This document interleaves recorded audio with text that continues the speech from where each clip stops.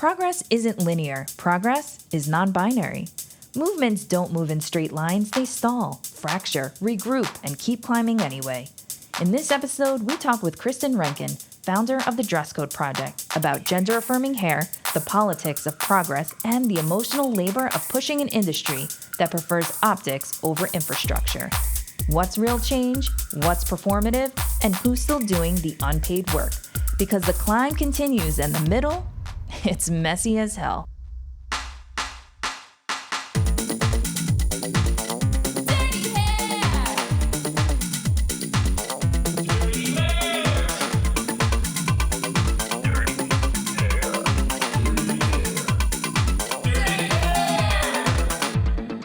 This episode is called Still Climbing, the Movements, Momentum, and the Messy Middle.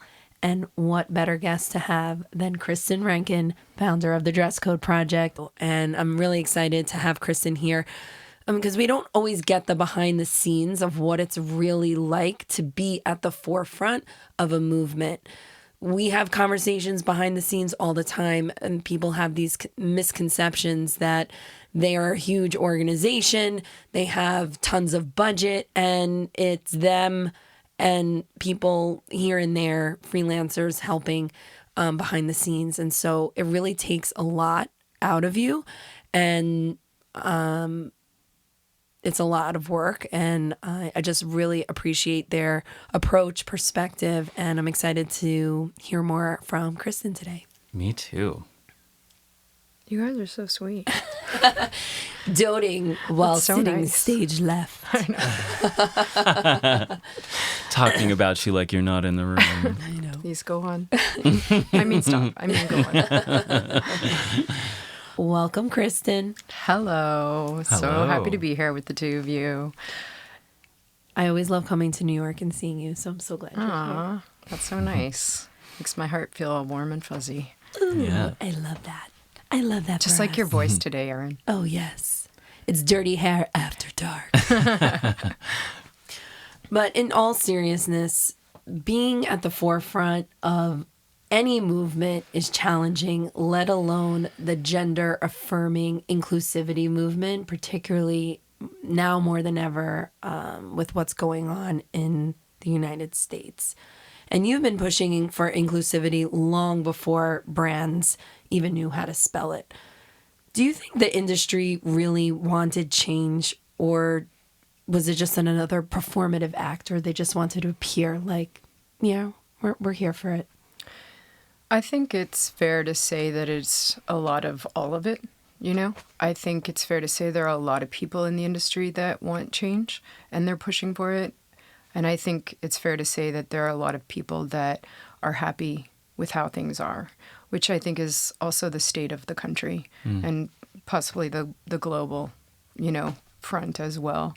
But I think the folks that want to push for change and are seeing that it's necessary are trying to do the work in their own spaces first. And, that's something that I am so happy to see and that I really welcome and that I, want to see more of and also want to support and collaborate with and celebrate that they're doing that. It's easy to see the other side of it, which I know we'll get into. But I choose to try to go with the goodness of it all for now. I'd love to know, when did Dresscode Project begin, and what was it that initiated this movement for you? In 2016, I had a transgender woman sit in my chair. I cut her hair. It was super normal. And the next day she tweeted to me that, I know, Erin, you've heard this 1,000 times. That's okay. But she tweeted to me that it was the first time she'd had a haircut and felt like a woman. And, it's a super powerful thing. It's hard to ignore. And I just couldn't, It was like the same way I had a hard time justifying eating cows and pigs, but having dogs and cats, And I did something about that too, I think unknowingly I'm a person of action and I didn't even really know that, or realize it. But I could not just sit there and have this momentous occasion happen and not even know that for me it was momentous. But in that moment I was like, oh, that's so sweet and kind that she tweeted to me. And then I was like, this is super fucked up. Like, how long has this person not got a haircut at a professional establishment, you know? How long has she been growing out her hair? How long has she waited or longed to come into a space where she could just get a fucking haircut? You know what I mean? Like, so for me, I was like, something has to happen here, you know? And that's kind of where it all started. Yeah. I just focus on the gender stuff because that's what I'm doing. I'm not here to do everything else. You know, it's a really specific goal that I have. But, you know, I think people don't understand how to use pronouns. They're afraid to ask. And sometimes people are not willing to give that information out. And I think that's the barrier we're trying to break. And that's what I appreciate so much about you, Kristin, being in the leadership position that you're in, creating workshops and training panels, conversations, safer spaces, opportunities for people to ask those questions, because I've sat through a lot of your trainings, and you know, when someone does misgender someone, you have an empathy to that, and you also have a quick way to navigate that and not dwell on that. And it's something that you don't endorse cancel culture, and that's not part of the Dress Code Project. Erin, you know, I fight this all the time. When you have something like this, like an organization, you know, you are kind of forced to put your face out there, and you are kind of forced to be a voice for it. And how the fuck am I supposed to know what is right all the time? Like, I am also constantly learning. And, you know, I've seen people out there that are just condemning folks for not being right and for making a mistake and saying the wrong thing. And, you know, and calling out people in your own community that are trying to, you know, help. You know what I mean? And like, and just criticizing them on it and not accepting that, you know, we're all doing things differently, but the point is we're trying to get to the same goal, you know? And I think it's unfortunate that we find we have to be pitted against each other again, especially in the queer community, you know, and it's like, why are we putting each other down? Why are we trying to like hurt each other when we have enough going on from outside of our community that's actually talking about killing us, literally, physically taking our lives away from us? Do we need to do this to each other? Yeah. There's actually a word that Erin used earlier, which was division. Like she was mentioning, there's division between these different factions. And I think that if we don't stop to ask more questions and learn more from one another, that divide is just going to continue to get wider and wider. And we're a community that is also divided because everyone has their channel that they're wanting to fall into. And if we continue to build those barriers up, we're not going to get anywhere in terms of progress. And so this whole concept of I'm right, you're wrong, they've done something wrong, they're doing it right, there's really, like, that's not really helping the conversation. It's not helping any kind of forward movement. So admitting to being wrong and admitting that you're not going to be perfect or you're not going to be doing the right thing all the time is, first of all, it's human. None of us are perfect. And if we don't embrace that imperfection, and if we don't embrace that people have the permission to make errors along the way in their journey, if we don't do that, then we're not going to get anywhere. This whole idea of ego and it getting in the way of progress. And it's unfortunate that it's everywhere. It's in every community, organization, movement where you need to be steering the ship, but instead it's just going to go down. Like, where do you take personal accountability and responsibility?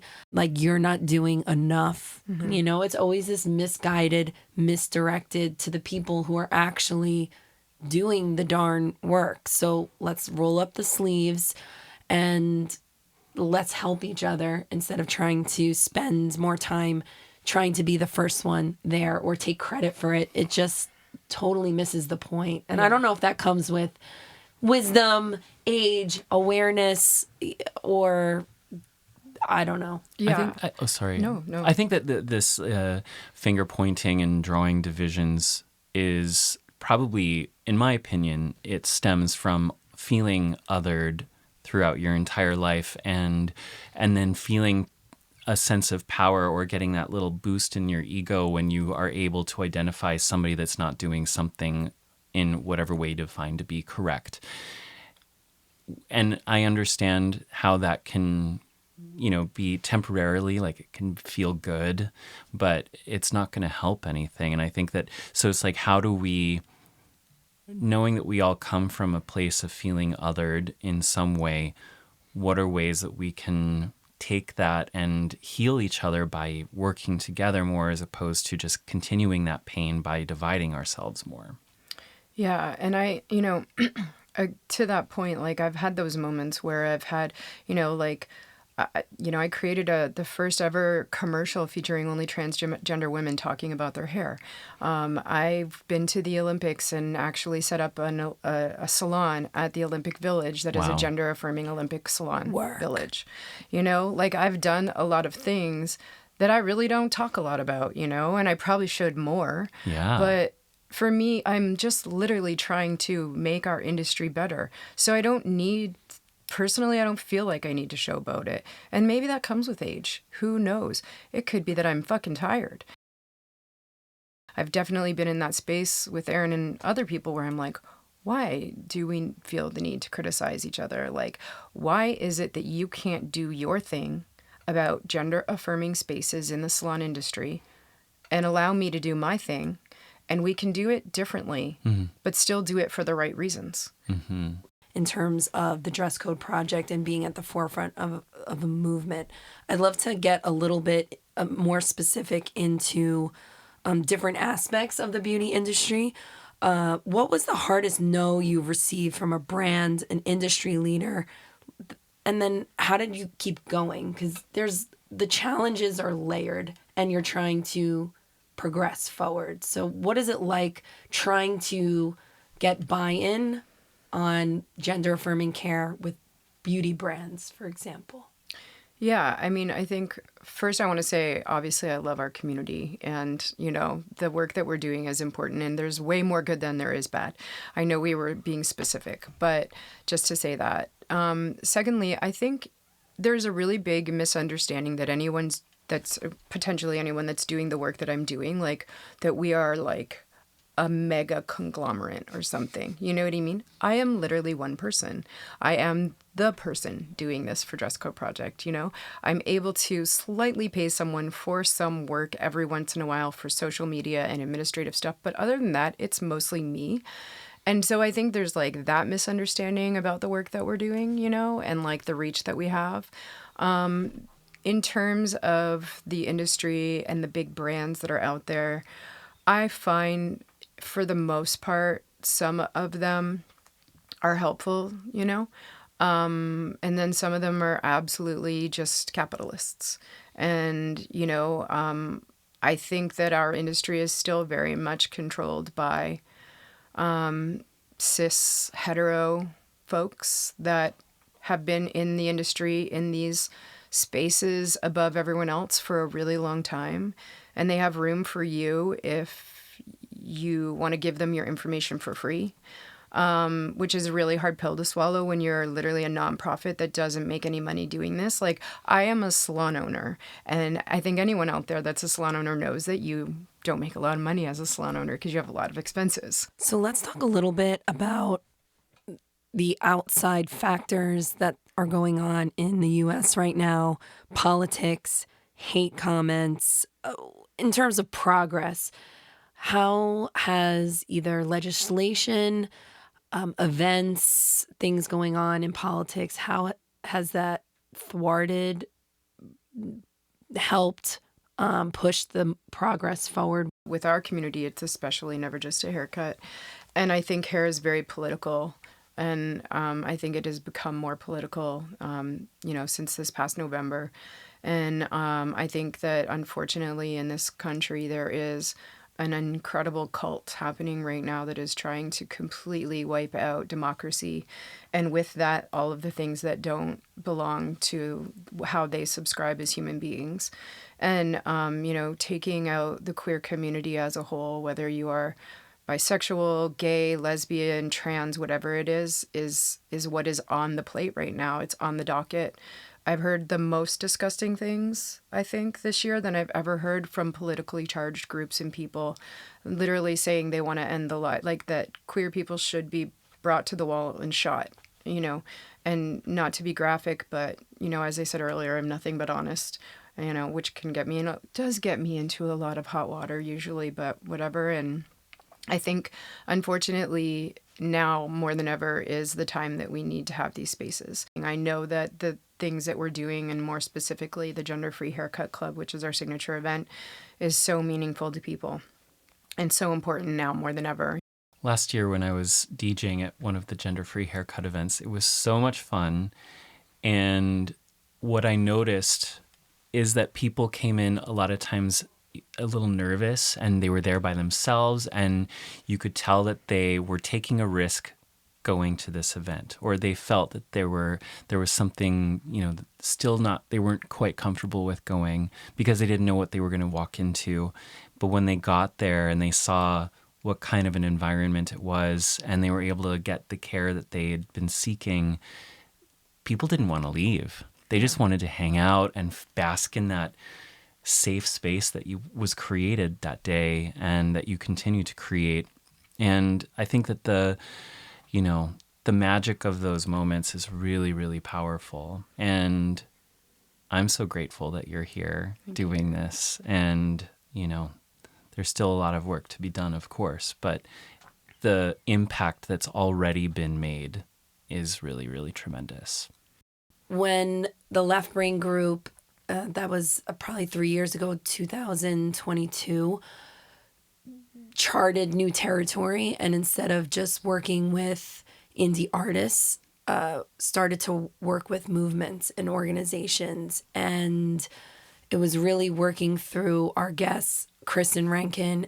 I really felt so much purpose in the industry that it really opened up my eyes to a lot that was going on, and how I can help be an ally and support these movements. And Kristin is a rare bird, and so passionate, so real, and I just have the best time. I always say we're ride or dies, because I would do anything for them. And I've always had this upbringing and relationship within the queer community. When I was in high school, I was an AIDS peer educator. My mom was in community theater and theater. I was in the theater, and it was something that was really normalized for me. And so when I hear the stories of how people can't look the way they feel, something that just is so simple,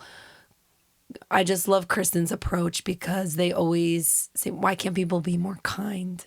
And I just really admire looking through life in that lens. Mm-hmm. Yeah. Yeah, the Dresscode Project is something that I just became aware of through the Left Brain group. And immediately upon learning more about what Dresscode Project has been doing, I'm just blown away. And I feel so grateful that I've become aware of it, and that I've gotten to participate in one of the events last year. And what Kristin, it takes a lot of, speaking from the perspective of a queer person, having been, bullied a lot when I was younger. And honestly, to this day, I live in a neighborhood where there's a lot of conservative people, and every time I walk out my door, I see those glares of the disapproving, I disapprove of your existence glare is something I experience every single day. And I know that it takes a lot of courage to not only step outside of the home every day, but to be an advocate for others. And especially in the charged climate that we're living through right now. And I'd like to believe that it's not forever. And with people like Kristin at the helm of this type of movement, it won't be forever. This feeling of being separate from everyone else is going to dissolve with time, and with people like Kristin in charge. And with everyone else, banding together and finding ways to participate. And that's what I love so much about working with Kristin, is that we can come up with such unique ideas and creative ways to connect, because not everyone's going to receive the message in a panel situation and maybe have a direct conversation. Some people are not ready to receive that. But if they're at a drag show, or Queers for the Crown, or they're getting to dance a little bit and have a good time, they might warm up a little bit. So when you're trying to move a movement and you are trying to break through to some people, of course, within your own community, but then outside that, to bring people in, you have to be open and to trying new ways to access people. And Kristin does such a great job. And I've had the most fun producing events with the Dresscode Project and working so closely. Well, speaking of Queers for the Crown, maybe we could just speak a little bit about that at Bayou St. Blonde, because that was just so epic. Well, first of all, I don't think that it could have gone any better than it did. Just figuring out different ways to engage. And, when I first heard about the Left Brain Group, I was like, oh, there's this like agency, I guess is what you call it, that's doing hair education differently. Thank fucking God. Because I don't think I could go to another hair show that was just like these really separate rooms in these massive buildings with these super concentrated, this is how you weave a foil. Yeah, those things are super important, but it's the lack of creativity, I think, from my point of view, that was just really hard. So I just didn't go. I stopped going. After a while, they all become the same, right? And then finding out about Erin and Bayou St. Blonde, I was just like, oh, this person is doing things differently. And then, we were connected. When we talked about, Erin doing the Bayou St. Blonde 10 years of Left Brain Group and making it this big thing, and wanting Dresscode Project to be involved in that, like, first of all, it was just such a moment for me, knowing that I really like this person really is my ride or die. Like, I have a lot of like space for people in my community, and this person is definitely got one of those main spaces for me, and it's super meaningful, and in a lot of ways that I don't know if it's like easy enough to express or have enough time to express it, but it's just a big thing. And then when Erin and I were like, as per usual, how are we going to do this?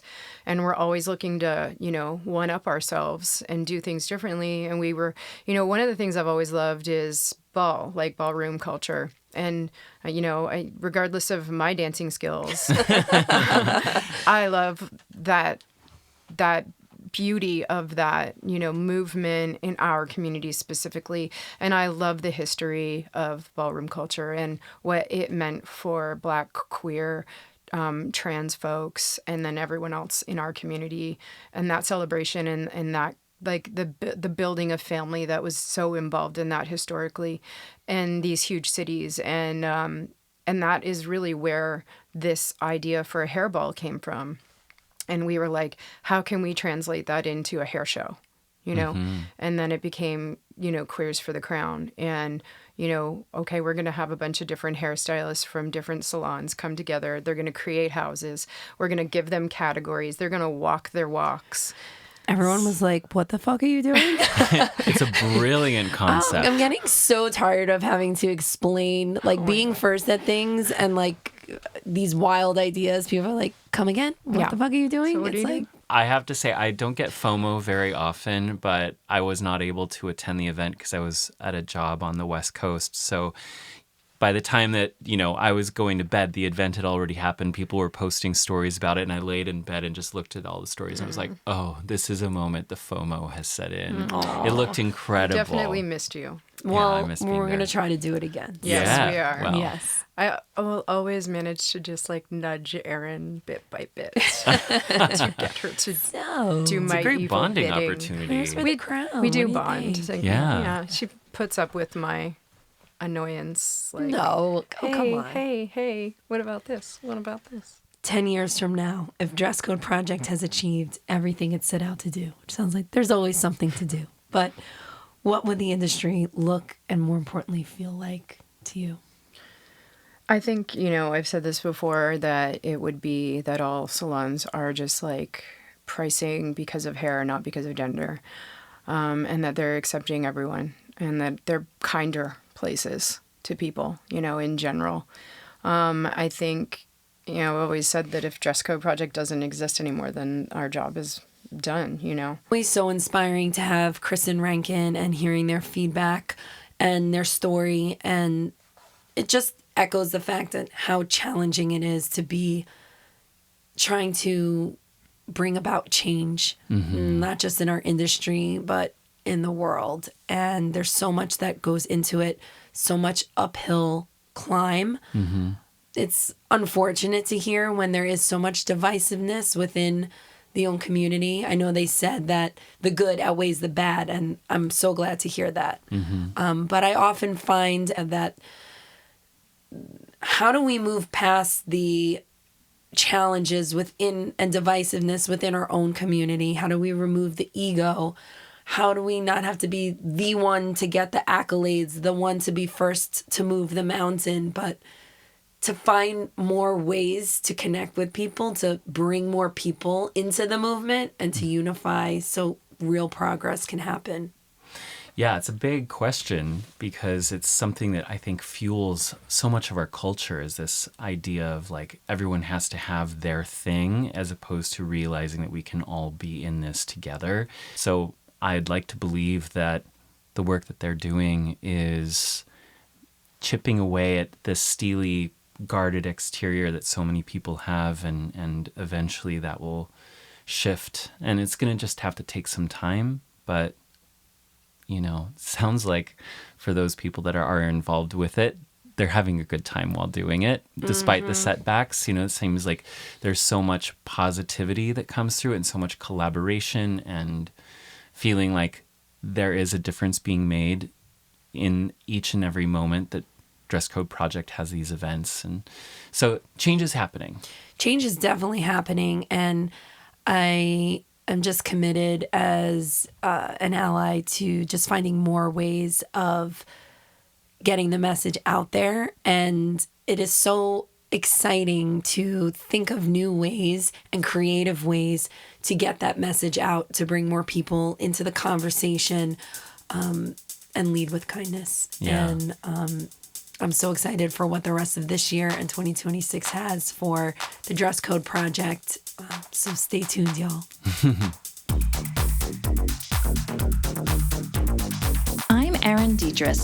Follow Dirty Hair on Instagram at Dirty Hair Podcast, me at Queen of Indie _, and the Left Brain Group at the Left Brain Group. And be sure to follow me, Kristin Van Bremen, on Instagram at Kristin, CHRISTIAAN. Yes, there's 2 A's. Van Bremen, VANBREMEN. See you in cyberspace. Keep it dirty. Dirty Hair was created and editorially directed by Erin Diedrich. This has been a See the Tree production with producer Christian Diedrich. Editing by Dietrich Teschner and Robert Granata. Sound engineering also by Robert Granata. Music by Christian Van Bremen and Robert Granata.